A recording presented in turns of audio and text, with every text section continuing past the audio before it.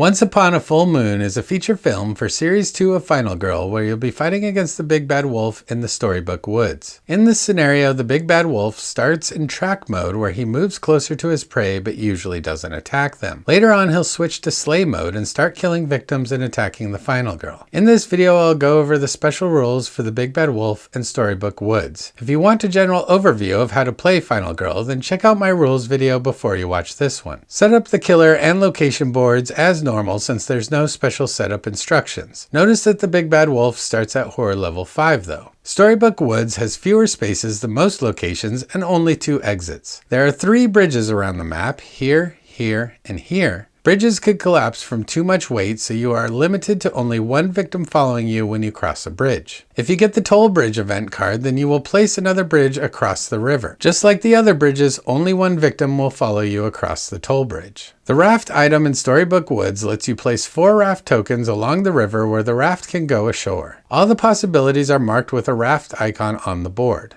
Place the Raft tokens so that they are touching both the river and the non-exit space. During the game, you can move from one space with a Raft token to another by using 1 movement point and spending 1 time for each Raft token you pass, including the starting and ending tokens. So to move from here to here would cost 2 time, 1 for the starting raft and 1 for the ending. But to move from here all the way to here would cost 4 time, 1 for the starting raft, 2 for the raft tokens we pass, and another 1 for the ending raft. The Big Bad Wolf has 2 modes, and some of his tarot cards will have different effects based on which mode he's in. He starts the game in track mode as shown by this symbol on the backside of his Dark Power card. During the killer phase, he will perform this action, which targets the closest victim or Final Girl and moves towards them. Note that he starts with a movement of 3, which is higher than most other killers. Some tarot cards will have 2 different actions, and you'll do the actions with the track symbol when he's in track mode, as well as any other effects that don't specify a mode. For example, the Claws That Scratch card has a top action that you do regardless of which mode he's in, and then 2 other actions, 1 for track mode and 1 for slay mode. If the wolf is in track mode, then you'll do the top 2 actions and ignore the bottom one. Once Bloodlust increases enough to flip the Big Bad Wolf's Dark Power card, he'll switch to slay mode as shown by this symbol. During the killer phase, he will now perform this action, which targets the closest victim or Final Girl and attacks. He will no longer do the track action. Now when you flip a tarot card, you will do any actions with the slay symbol as well as any other effects that don't specify a mode. Back to our example of the Claws That Scratch. If the wolf is in slay mode, then he will do this top action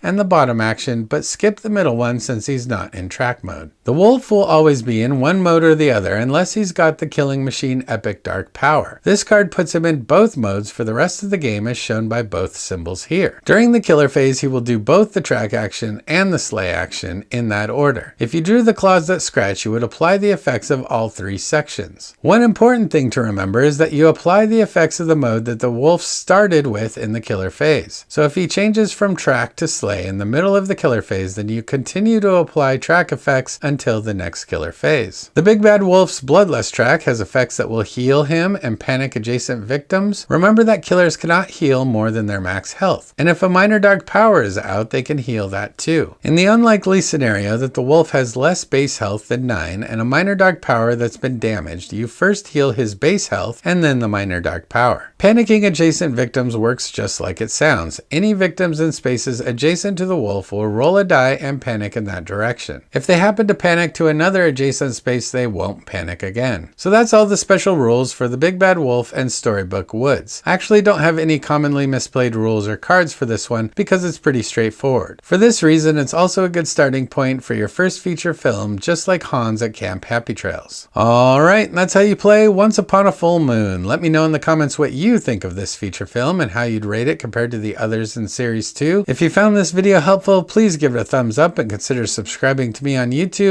If you want to check out more of my videos, then click the links on the screen and maybe you'll find a new game to play. And with that, Michael Skeleton is out.